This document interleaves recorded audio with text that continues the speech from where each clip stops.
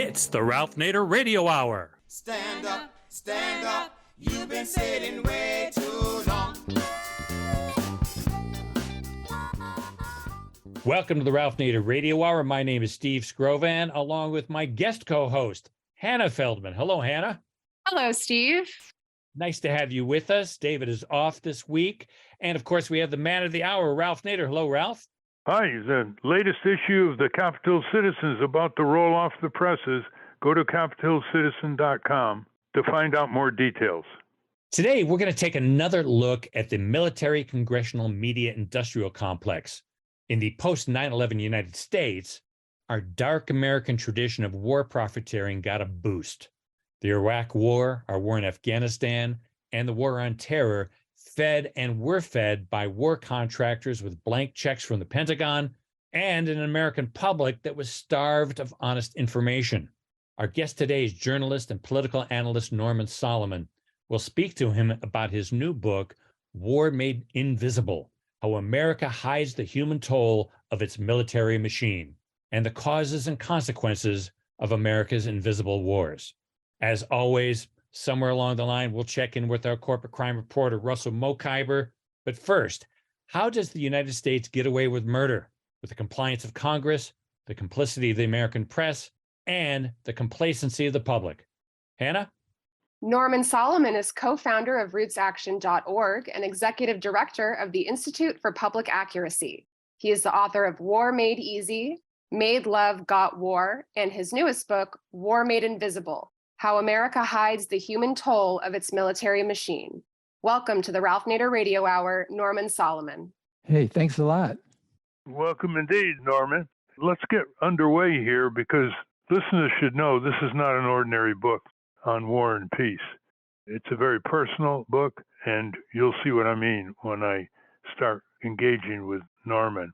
The book basically is about what happened after 9/11 and the war in Afghanistan, which, to quote the jacket copy, set into motion a hugely consequential shift in American foreign policy, a perpetual state of war that is almost entirely invisible to the American public. War Made Invisible by the journalist and political analyst Norman Solomon exposes how this happened and what its consequences are, from military and civilian casualties to drained resources at home, end quote. And Norman Solomon is not saying there weren't wars before 9/11. He lists many empire wars of the U.S. illegal under the Constitution because they were never declared in a whole variety of countries.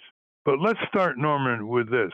Before Bush and Cheney engaged in their criminal invasion of Iraq, for which they should have been impeached, and for which they still should be prosecuted under the criminal laws, which does not exempt former presidents or vice presidents, as we discussed in a former show. Before the invasion in Iraq, sometime between March 19th and March 20th, 2003, you went to Iraq a number of times from your home in San Francisco. Could you describe that and what you found? It was really an initiative to try to head off the impending invasion, which was really signaled as of really the summer of 2002. And the impetus for me and for my colleagues at the Institute for Public Accuracy is that the dictator Saddam Hussein had invited members of Congress to come and look for purported weapons of mass destruction. And that was immediately poo-pooed and mocked by the US media and members of Congress and the George W. Bush administration.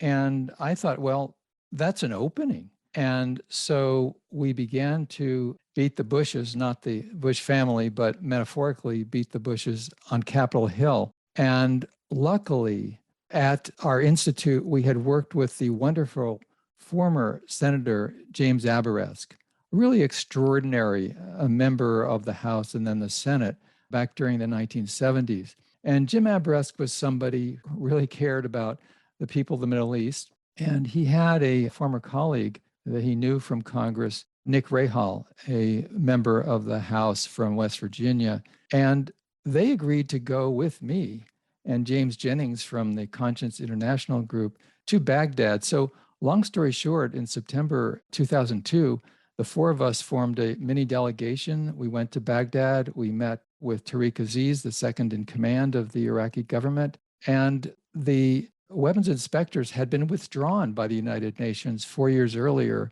because the US was about to bomb, had made clear it was going to bomb under the Clinton administration. So for the safety of those inspectors, they left. Well, whether it is causality or simultaneity, within a day after our meeting with Tariq Aziz, the Iraqi government suddenly agreed to allow those inspectors back in. And that was the last thing the Bush administration wanted, because they were just trying to railroad the country into attacking illegally and immorally Iraq. So that was September 2002. I made two other trips. After the US Congress voted for war in October of 2002, a lot of doors that had seemed to be opened for a subsequent trip were slammed in our face. Part of my thinking was, if Congress people are in Baghdad, it's tougher for the Pentagon to bomb that capital city. But after October, and this was really the collusion of Dick Gephardt with Republicans, Gephardt running the leading member of the House among Democrats, as I recall, we had this terrible vote in October. And so receptivity really dried up. We had other members of Congress who wanted to go, they wouldn't. So we went out to Hollywood and elsewhere, and Sean Penn agreed to go with me in December. That got a lot of media attention. There was fury, not only among the Fox News crowd, but others. He was called Baghdad Sean. But it was, again, an opening to try to say there are alternatives to the U.S. invading. And then I went another time with former UN official Dennis Halliday in January of 2003.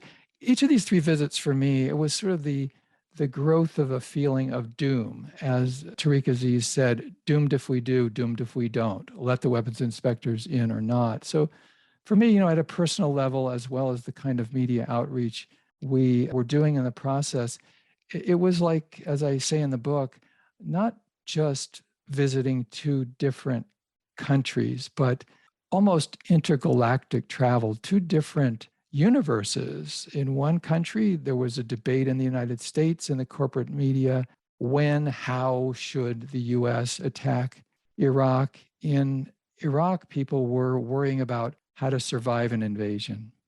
Well, let's talk about the corporate media in which you've concentrated for many years. We're talking with Norman Solomon, brand new book called War Made Invisible: How America Hides the Human Toll of Its Military Machine. Let's talk about the New York Times. I mean, it's quite clear, Fox and a lot of the hoopla on TV and radio just wanted war, war, war. But as we know, after Bush Cheney invaded Iraq, Bush sent his chief trusted inspector to see whether Saddam had any weapons of mass destruction. So he went over there about a month after the invasion, and with his team went all over Iraq.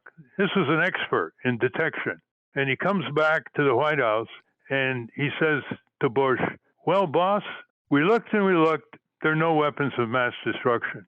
You think this would have paused George W. Bush? No, he moved to destroy a country and millions of its people, refugees, over 1 million dead, millions injured, sickened, destroyed electricity facilities, drinking water facilities, street security.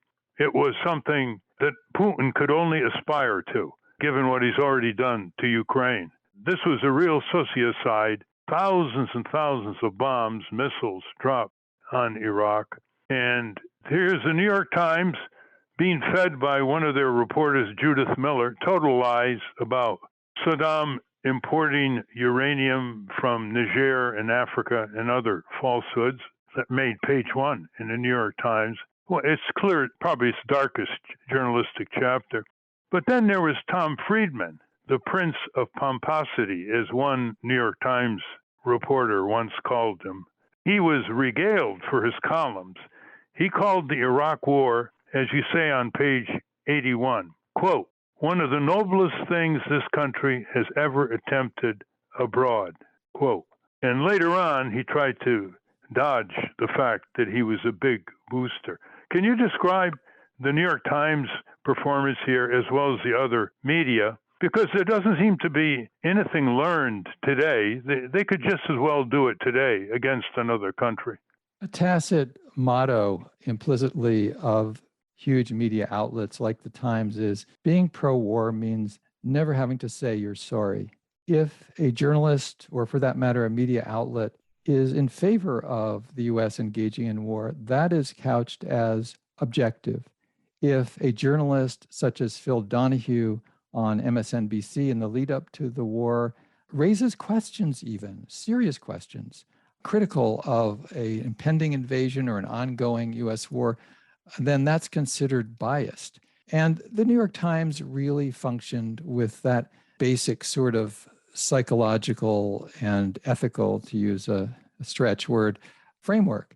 And so, Ralph, as you're saying, Judith Miller had front page stories which were complete lies. They were recycling of stuff from the Bush-Cheney administration, hell-bent on an invasion and justifying an invasion. And her colleague in journalistic malfeasance, Michael Gordon, shared the byline. And he's eminent now today reporting on Ukraine and U.S. military affairs for the Wall Street Journal. So that's where he landed. Part of the dynamic, which the Times was part of, and the big networks were part of, a place like, say, Meet the Press, was that lies would be fed from Dick Cheney's office about weapons of mass destruction, yellow cake uranium, aluminum tubes, all supposedly showing that there was a nuclear weapons program in Iraq and so forth, weapons of mass destruction. And that pseudo-info would be fed to the networks and the New York Times in particular, really. And then someone like Cheney would go on a show like Meet the Press and say, it's not just me saying it, it's the New York Times reporting it, even though his office was the source of the New York Times reporting overall. I think part of what is so disturbing and infuriating, really, about a place like the New York Times is that there is no accountability. As I document in the book, way after the invasion, as at the Washington Post, the Times published a sort of a semi-mea culpa, we could have done better, a very mild self-criticism. And it was clear at that point that not only the right-wing media, but the corporate media, the so-called liberal media, had really enabled the invasion to take place. It's sort of like, get me rewrite in terms of what happened historically. So they, at the New York Times and elsewhere, knew that they looked bad in retrospect. So they tried to pretty it up. And this was the Times. It was also the New Yorker magazine. We could have a long list of outlets where that dynamic was in play. Well, Norman, why don't we talk about what happened to Phil Donahue at MSNBC, owned by NBC, owned by General Electric, a major weapons producer. And name names if you could. He had just started a popular program. It had the highest ratings on MSNBC.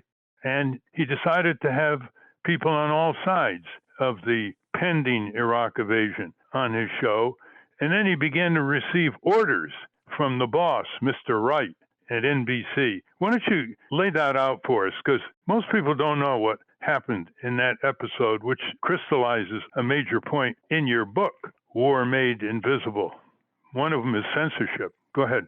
Yes, it's tacit censorship. Nobody comes to the door and throws you in prison in the United States for what you say. But the effect is to either enforce de facto self-censorship or people are out the door. And Phil Donahue, as you say, he had the top-rated primetime show on then new network, MSNBC. And for a while, he was being touted by the network brass as a great innovation. Of course, Phil was famous for his hugely popular show in previous decades. But Phil committed a cardinal sin. He actually wanted to do journalism where there would be a variety of voices heard. Yes, he had pro-war people on, but he also had people like Phyllis Bennis at the Institute for Policy Studies. And from IPS, for instance, Phyllis would raise questions about where is the evidence of weapons of mass destruction? Well, that, as the war came closer, became intolerable for management. And some listeners might think, well, is this speculation? The answer is no, because there was a leaked memo from the top of NBC where internally there was discussion about how, as the war was approaching, the flag wavers, as the memo said, at CNN and Fox would make MSNBC look bad if Phil Donahue was still on the air. And so the Donahue Show was axed. And I think it was not only an assault on journalism and a way to narrow discourse before the invasion, but also an object lesson for other programmers, producers, hosts, journalists across the media spectrum. One other example I'd mention, Ralph, is that at the same network, MSNBC, and I think this book, War Made Invisible, goes into details for the first time in a book about what happened to Ashley Banfield. She was a rising star at MSNBC and then NBC. She was being touted as a potential replacement, the next person, next generation after Katie Couric, to have the top broadcasting anchor job of the entire NBC network. And she went to many countries after covering live the attack on the Twin Towers in Manhattan, 9/11. And then after that, she committed one sin, which was shortly after Saddam Hussein's statue fell in Baghdad, she spoke at a university in Kansas. And she said that there's a difference between journalism and coverage, that we got coverage of the Iraq invasion. We saw what was happening when the rockets and the missiles were launched, but we didn't see what happened to people when they landed. And for her, simply in one speech, in 1 hour, to make that point was too much. Basically, her network career was over. She was gone. She was put in essentially a tape closet. Her contract was not allowed, although she begged for it to happen, it was not allowed to expire or be canceled. So she was basically warehoused for many, many months, and then she was done. And again, that's an object lesson that in corporate media, when there is the warfare state on the march, then the journalists who should be doing journalism basically salute. Well, it was even more coarse than that, because Phil Donahue told me and others that he got orders from upstairs at NBC that he had to have 3 pro-war witnesses for every anti-war witness before they fired him, giving him 4 days notice to clear out his 12 staff in his desk. Yeah, it was outrageous because a balanced discourse was not what management wanted. And even then, even when, as you say, there were these orders to have an imbalance with more pro-war guests, that wasn't enough. Just to have any articulate voice, well-informed and emphatic, to raise questions about the impending war was just too much for NBC management. And my friend and yours, Jeff Cohen, who was a senior producer for Phil Donahue's show, who had founded FAIR, Fairness and Accuracy in Reporting, used to joke that if the NBC management felt they needed to outweigh and balance out the power, the logic, the persuasiveness of, say, Noam Chomsky on that stage, they would have had to have a dozen or more pro-war right-wingers. That's the direction it was all going in. And after unsuccessfully trying to micromanage the guest list, the managers of NBC just threw Phil Donahue's show under the bus and threw journalism under the bus. Let's get some names here. Joe Biden, he was a senator. How did he vote to invade Iraq?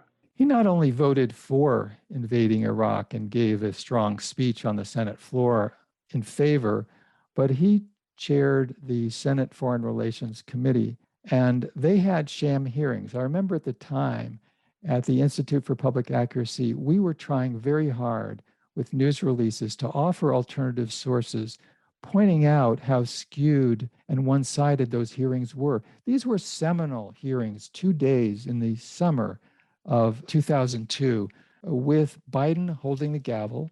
And there was a fella who was the chief of staff who helped engineer the guest list and that railroad that was basically a propaganda vehicle to shore up political support for the impending invasion. His name was Antony Blinken. And so what we've been dealing with— Who's now Secretary of State. Yes, a duo that back in 2002, as today, with all of the liberal trappings of rhetoric, serving the warfare state, the military-industrial complex, to coin a term that was coined by Dwight Eisenhower as president in his farewell address. We could now call it the military-industrial media intelligence complex.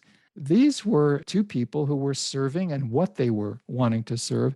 And today, I have to say, Ralph, that it's really hard when I listen to outlets like NPR's All Things Considered and Morning Edition, just taking at face value without any comment, the denunciations by Antony Blinken and President Biden now, that one country, they say in 2023, must never invade another country, that international law and international order is paramount.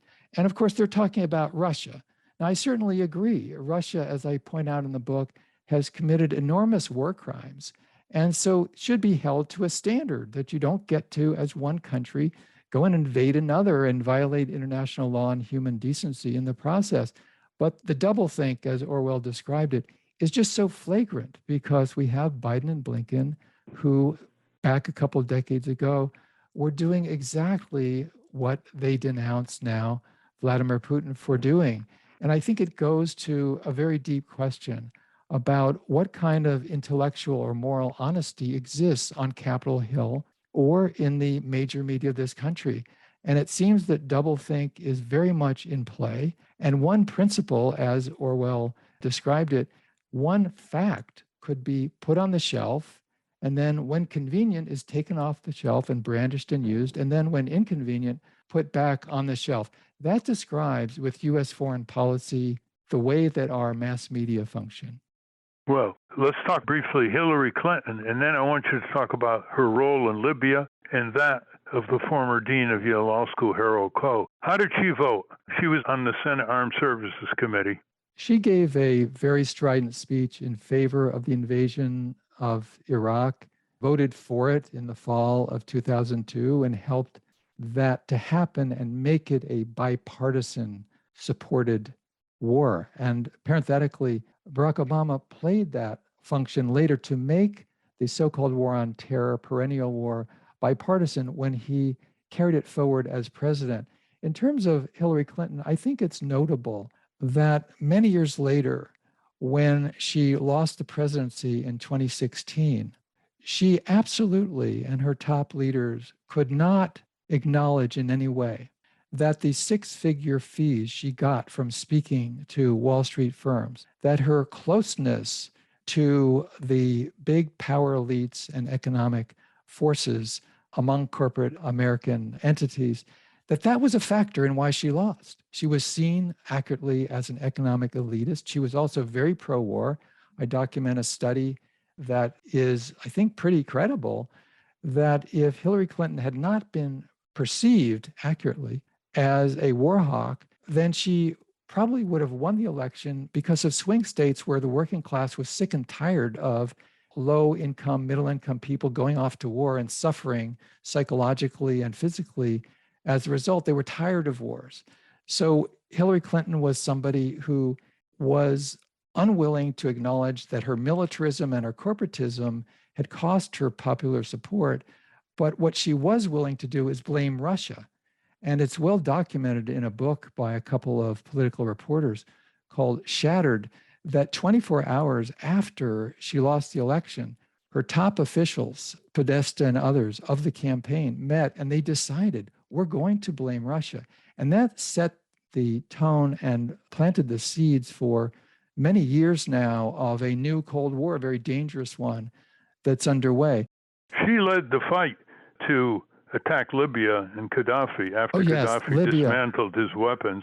She was the one who pushed Obama against the opinion of the Secretary of Defense at that time, Secretary Gates, who said, what are you doing going after Libya? Do you know what's going to happen when Gaddafi is toppled? Do you have a plan B as to destruction, the chaos, the spillover into neighboring African countries? Didn't matter to Hillary.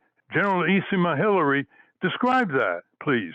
The Ralph, war in Libya. I'm glad you brought that up because it's so important and so emblematic. Of course, this was under the Obama administration and Hillary Clinton, Secretary of State. And she, as you say, around when? 2011, was gung-ho for the US to lead the bombing of Libya. And of course, the aftermath, we know it hatched ISIS and other terrorist groups. It created a terrible vacuum, and the upheaval, the Middle East continues to suffer. So it had terrible effects. Of course, Muammar Gaddafi was a dictator. The reality is, though, that the US going in and illegally bombing and so forth, leading the bombing, simply made matters in Libya and elsewhere in the region much, much worse. And I think it is stunning and goes to this question of, frankly, intellectual prostitution, where you have Harold Koh, highly esteemed professor, Ivy League and all that, and he had made a reputation for somebody who was critical of executive overreach. He pointed out Article 1, Section 8 and so forth, Congress gets to decide about going to war. And yet when he was brought into the Obama administration, he made a 180. He really flipped over. And all of a sudden, it was fine. It was cool for the president to unilaterally bring the country into war. And then a problem that he addressed when he testified to a congressional committee is that there is the war, what's called the War Powers Resolution, that's supposed to be in effect since shortly after the Vietnam War. And that requires congressional assent when the United States engages in war within a few months. That is required. So Koh goes to the congressional committee and says, the United States isn't at war in Libya. And he would be questioned, well, the United States is continuing to drop a lot of bombs on Libya. The US has already spent $1 billion to do that. And you're telling us the United States isn't at war in Libya. How could that be? And his reply was, no Americans have died, so it's not a war. And that really goes, I think, to the theme of War Made Invisible, that these wars are treated as though they aren't wars, that they don't exist, that there's nothing to see here, folks, because we say so. We have our own criteria. And part of that is the jingoism, the nationalism, and the racism that says, if the people at the other end of US firepower don't look like us, are not in a country aligned with us, then we don't think there's really a reason to consider it a major problem. It's only a problem when Americans are dying. Oh, to be precise, Norman, on page 39 of your book, here's what Harold Koh, former dean of the Yale Law School, no less, in his switcheroo as legal advisor to the State Department under Hillary Clinton. They asked him about, there was no declaration of war by Congress. There was no authorization of money by Congress. There was no appropriation of money for sending the bombs and the planes over there by Congress. It was the furthest overreach of presidential role in illegal wars in American history, as far as Congress is concerned. And this was Obama, a constitutional law teacher, no less.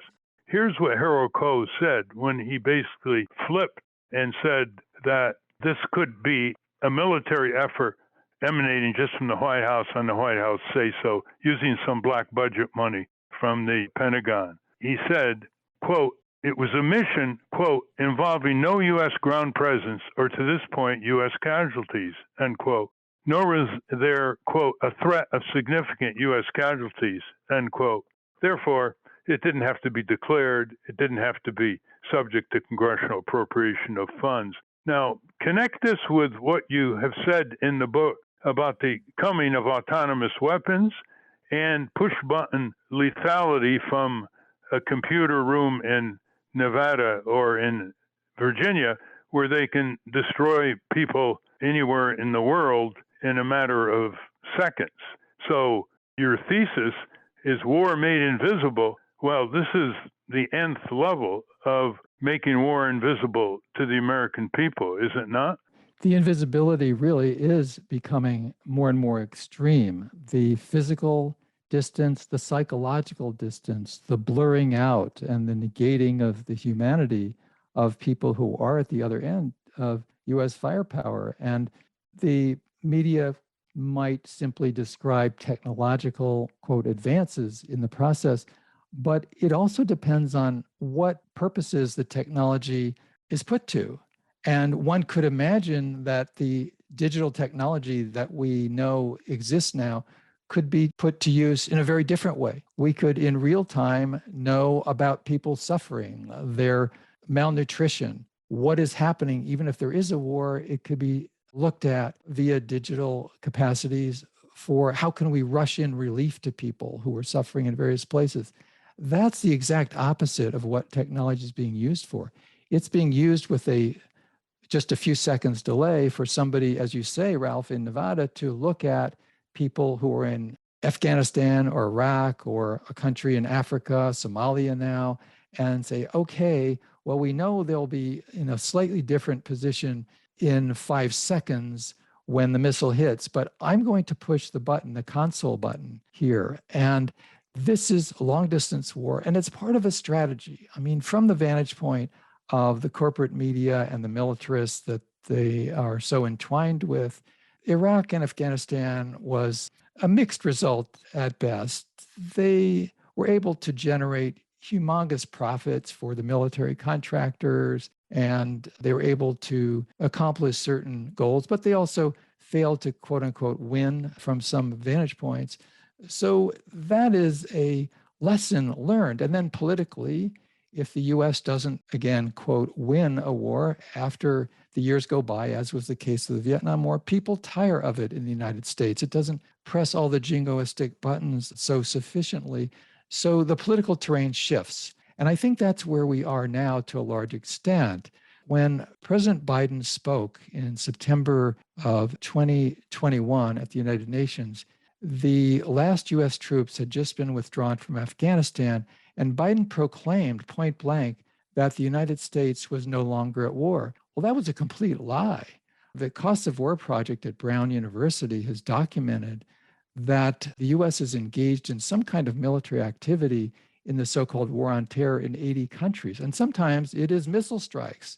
Somalia, Syria, that's been reported in corporate media, although on back pages since Biden made that speech. But that's the kind of deception involved. As a matter of fact, I quote Reuters, the big news service, after Biden's speech, saying that his new budget was a, quote, peacetime budget.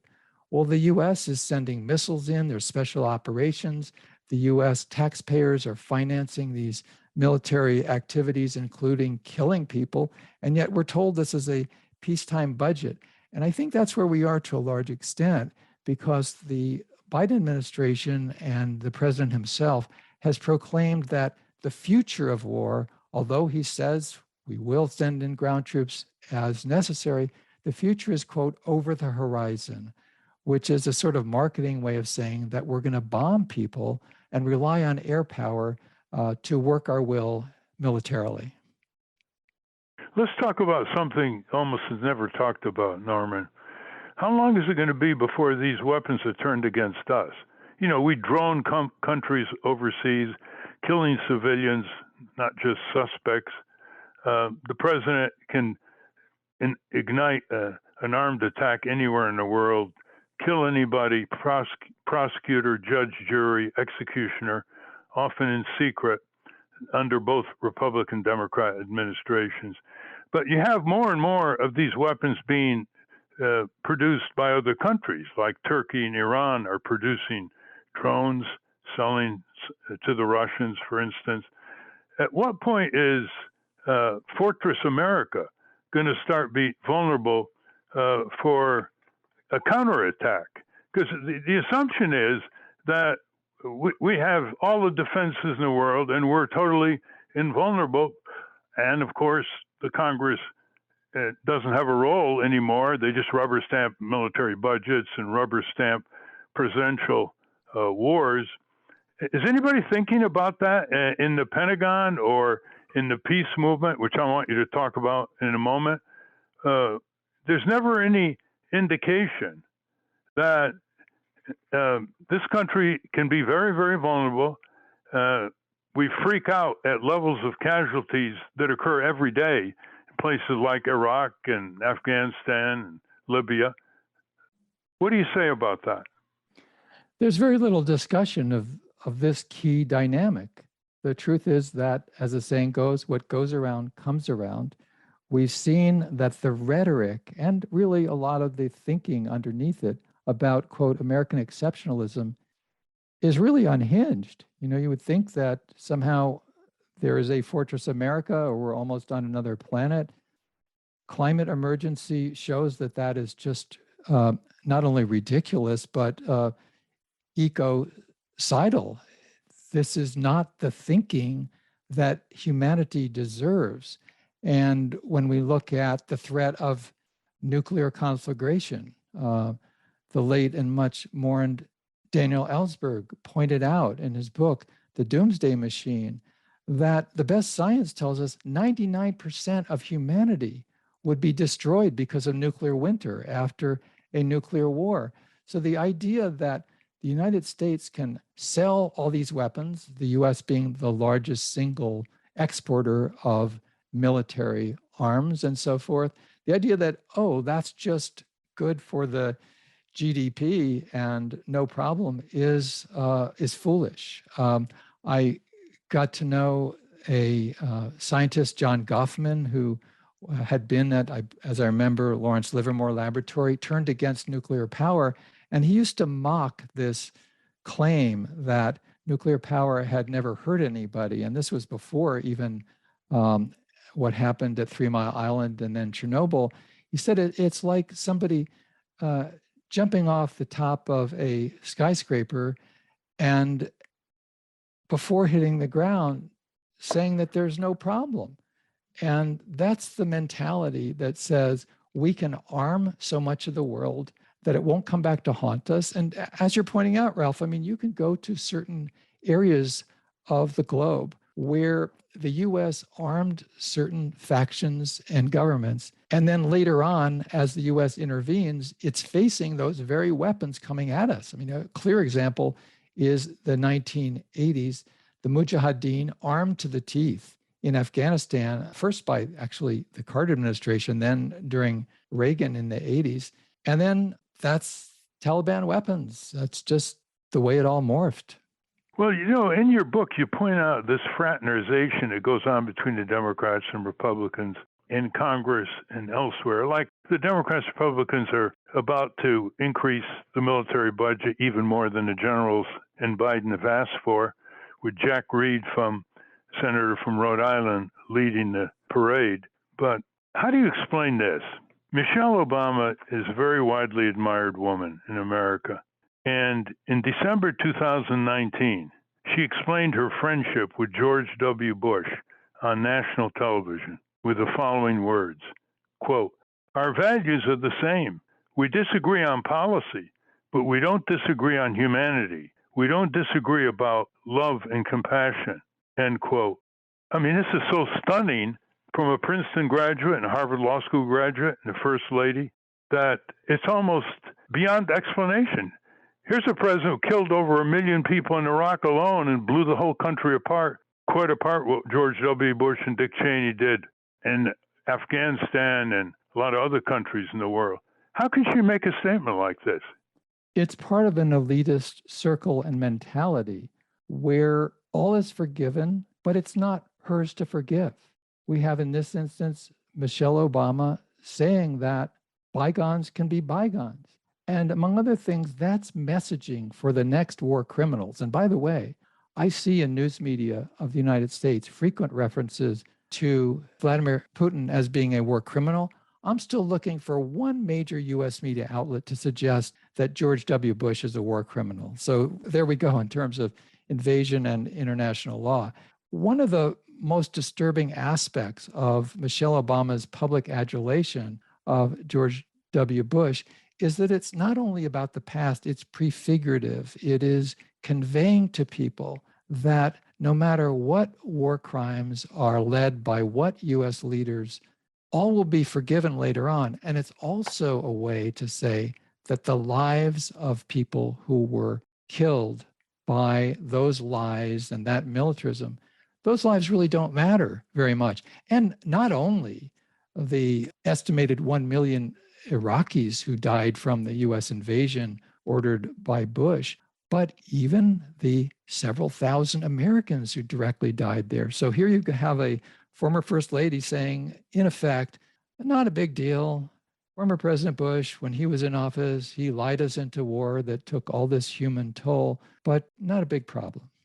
Well, we're talking with Norman Solomon, author of the brand new book just published, War Made Invisible: How America Hides the Human Toll of Its Military Machine, published by New Press. I hope this book is not made invisible. I want you just to briefly go through some of your chapter titles to indicate to our listeners just how broad-ranging this book is. I was interested in two quotes you have at the beginning of the book by Aldous Huxley, one in 1936, which goes as follows, quote, "The propagandist's purpose is to make one set of people forget that certain other sets of people are human," end quote. Another one in 1946 by the British science writer Aldous Huxley, author of Brave New World. He said, quote, "The greatest triumphs of propaganda have been accomplished not by doing something, but by refraining from doing. Great is truth, but still greater from a practical point of view is silence about truth," end quote. Before we get into what should be done about all this and get your take on some of the active anti-war movements in the country, often by the Quakers, Unitarians, and other veterans for peace, what did you mean when you titled one of your chapters, "The Color of War"? It's really a topic that almost in a stunning way, and talk about silences being so powerful.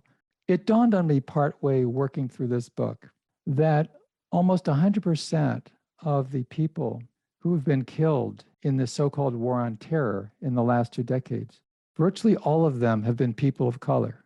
And when we consider that in the last few years, especially, and this is a good thing, more and more discourse about what's called systemic racism in this country, and in the aftermath of the police murder in Minneapolis of George Floyd, there has been more discussion, and we need more about institutional racism in the United States, systemic racism. All of that discussion stops at the water's edge. And the reality that the US wars of this century have been killing basically only people of color, that's too hot to handle. You know, we have so much justified outrage against systemic racism in US domestic policy. And when it comes to talking about how it goes beyond the borders of the United States and is killing people in other countries, it's a virtual taboo to even raise the topic. Another chapter is called Unintended Deaths, where you quote an official Congressional Research Service attached to the Library of Congress, which reported, quote, "U.S. and British forces used almost 13,000 cluster munitions containing an estimated 1.8 million to 2 million sub-munitions," that tears flesh, by the way, during the first 3 weeks of combat in Iraq in 2003. But when Russia used cluster munitions during its 2022 invasion of Iraq, it was a wholly different story, you write. Suddenly, American media put these horrible weapons in a glaring spotlight. Tell us what you mean by unintended deaths. Well, really, in terms of the cluster munitions, those are such heinous weapons, so terrible that more than 100 countries have banned them, not the US, Russia, or Ukraine, by the way. One of the tropes, and it's a propaganda line from the Pentagon and the White House, and this goes back through many, many decades to the present day, we're always told, oh, yes, there are civilian casualties in US warfare, but it's unintended. So therefore, we have no culpability. We don't want it to happen. The reality is that it is completely predictable. When you have an imperial war, when you're bombing from the air, when you don't have any connection to the culture or people of the country, this is going to happen. And I compare it to, let's say in your own community, you live somewhere and in your downtown, the police are looking for criminals. So they routinely spray the front of storefronts with machine gun fire. And people are shopping, maybe they're spraying apartment buildings, people are living there. The police could always say, hey, we're chasing criminals. We didn't intend, these were unintentional deaths. That would not satisfy us at all. And yet, when people in other countries have been, and in some cases still are being subjected to US warfare, it really doesn't matter to a grieving brother, sister, or parent or child that they've lost a loved one because somebody in the Pentagon said it was not intentional. Then you get down to why the American people should be concerned about this directly on your chapter, Costs of War. Financially, I mean, what we are experiencing is the militarization, which is part of the corporatization of our entire society, that some people are expendable. And the warfare state is really central to that. We have a bit more than half of the discretionary funds of the US government going to the military. Martin Luther King in 1967 described this out of control military spending as a, quote, demonic suction tube. And it's even worse than ever now. And we go around communities in the United States and you see the lack of adequate health care, education, housing, neonatal care, elderly care, and more. And that is the theft that's going on continuously in this case. And I've come to really feel in writing this book that US media and politics function with a tacit belief that on the planet there are two tiers of grief, theirs and ours.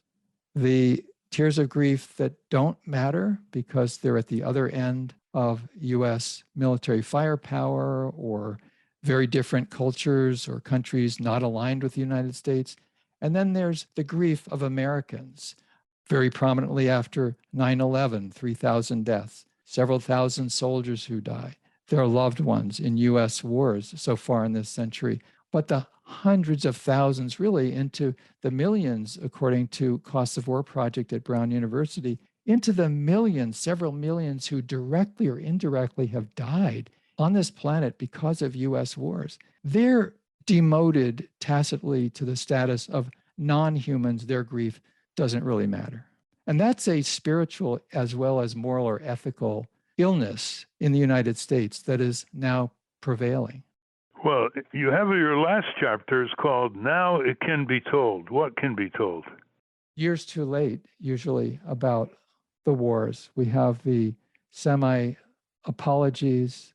We have, for instance, after the 20 years, astonishing to have a war go for 20 years virtually in Afghanistan, with 90% US support when the US was getting ready to attack Afghanistan. Only 5%, according to Gallup, of the US population was opposed to the US invasion of Afghanistan.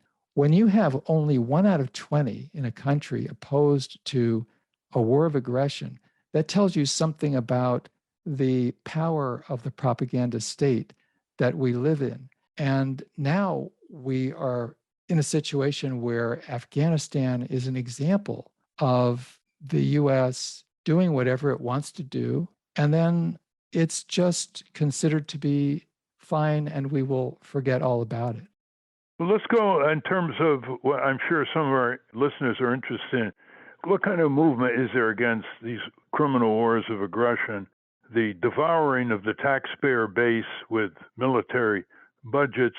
When you mentioned the military budget is over half of the U.S. government's discretionary budget, what you meant was its operating budget. All the departments of health, education, interior, agriculture, FDA, you name it, all the rest of the departments and agencies, including the health and safety regulatory agencies, have a total budget less than the Pentagon, which is an unaudited budget. And the Pentagon is violating a 1992 federal law requiring it to send every year to Congress an auditable budget. It's the only department that violates it, and every Secretary of State admits it and says he's going to correct it, but he never gets around to it before he leaves the job. What's going on around the country in terms of district by district congressional mobilization? I think the Quakers have chapters all over the country in their National Committee on Legislation, the Friends Committee on Legislation, and they have wonderful materials. They don't get much mass media press. Veterans for Peace, they're marching and demonstrating, but they're a small group, which I'm a member of, by the way. And tell us what's going on and what you hope this book will spark, Norman Solomon. I would say that there's a tremendous amount of anti-war sentiment in this country, but relatively small amounts of galvanized activism. And I think that really needs to change. There are some indications it's beginning to. People are tiring of huge quantities and expensive weaponry into the billions and billions sent to Ukraine without support for diplomacy. I think polling shows, but it's not galvanized into political muscle, that most people do want diplomacy to end the war in Ukraine instead of simply sending more weapons. But the word diplomacy is along Pennsylvania Avenue sort of a dirty word in that context. I think that while there is willingness to raise questions, we need to organize a lot more effectively. My colleagues at rootsaction.org are engaged in that process. Progressive Democrats of America, Code Pinks, Veterans for Peace, some groups are very active. I think it's important that grassroots and national anti-war groups be supported. I hope that my book, War Made Invisible, will deepen the analysis of what is wrong with our militarized state and what could be done to change it. And to me, one of the core messages of the book have to do with our true lack of humanity in our own national and international policies. It's rarely said out loud in front of the true picture, conveying the true picture, that we have bifurcated the world into us and them. We have basically portrayed in our own narratives and maybe in our own hearts a Manichaean view of the world where there are people who matter and people who don't. That's so fundamental to what is wrong with US foreign policy and militarism and corporate power overall. And one other thing that I do hope, among others, that the book will accomplish is to extend the critique of corporate power to corporate militarism. And this is a real challenge because even someone I admire greatly, I was a delegate twice for him to the Democratic National Convention, Bernie Sanders, who is so wonderful in challenging corporate power in domestic spheres, has not been willing to do it with the same intensity and rigor when it comes to the Pentagon and foreign policy. Militarism is inseparable from corporate power, and corporate capitalism is bent on destroying this country and the world to maximize profits. That's a reality. That's part of, as the title of the book says, War Made Invisible, with such terrible results. Well said. We're talking with Norman Solomon, author of the brand new book, War Made Invisible, How America Hides the Human Toll of Its Military Machine. This is not Norman Solomon's first book. I think he's written about a dozen books titled War Made Easy, Target Iraq, The Habits of Highly Deceptive Media, Through the Media Looking Glass, co-author, Adventures in Media Land, co-author, one of my favorites, Unreliable Sources, another co-author. I want to quote a high point here in your book. This is really an astonishing declaration of high morality by Phyllis and Orlando Rodriguez, whose son Greg died in the World Trade Center on September 11th, 2001. And this is what they said in a public appeal later. Quote, "We read enough of the news to sense that our government is heading in the direction of violent revenge with the prospect of sons, daughters, parents, friends in distant lands dying, suffering, and nursing further grievances against us. It is not the way to go. It will not avenge our son's death, not in our son's name. Our son died a victim of inhuman ideology. Our actions should not serve the same purpose. Let us grieve, let us reflect and pray, let us think about a rational response that brings real peace and justice to our world." End quote. This is quite a rare expression of high morality. They weren't saying you don't go after the attackers.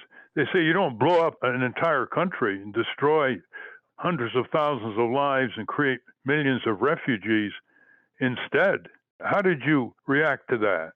At the time, it was very moving. It was a statement that I set aside only to come back to when I was working on this book. As you say, Ralph, there's a profound prophetic morality to what they and others were saying. We're trying to get through the media of the country to warn about what was coming, and ended up in a Cassandra sort of role, really seeing what was underway then in the autumn of 2001, a kind of a displaced rage that a lot of people would need to die, which is a really sick dynamic, but in the mentality, in power in Washington, that a lot of people would need to die somewhere because of what happened on 9/11.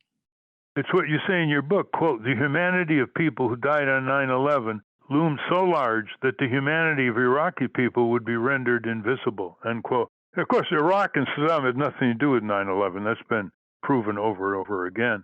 So thank you very much for coming on. I hope you'll be interviewed by NPR and PBS and radio and TV stations around the country for this very important book, War Made Invisible, How America Hides the Human Toll of its Military Machine. Thank you very much, Norman Solomon.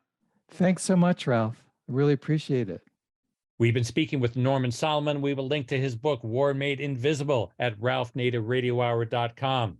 Now, let's check in with our corporate crime reporter, Russell Mokhiber. From the National Press Building in Washington, D.C., this is your Corporate Crime Reporter Morning Minute for Friday, June 23, 2023. I'm Russell Mokhiber. The Federal Trade Commission is taking action against Amazon for its effort to enroll consumers into its Prime program without their consent, while knowingly making it difficult for consumers to cancel their subscriptions to Prime. The Federal Trade Commission charges that Amazon has knowingly duped millions of consumers into unknowingly enrolling in Amazon Prime. Specifically, Amazon used manipulative, coercive, or deceptive user interface designs known as dark patterns to trick consumers into enrolling in automatically renewing Prime subscriptions.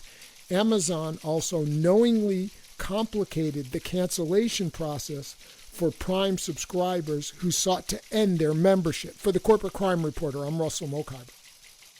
Thank you, Russell. Welcome back to the Ralph Nader Radio Hour. I'm Steve Scrowan, along with Hannah Feldman and Ralph. And that's our show.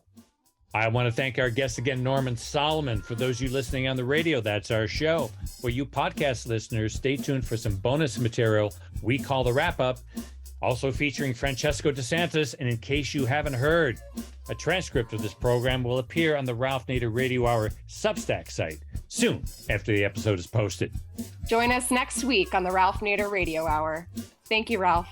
Thank you, everybody. We demand justice. It ain't gonna happen until folks like you and me just stand up. Well, you've been sitting way too long. Oh, step up. You know what's right and you know what's wrong.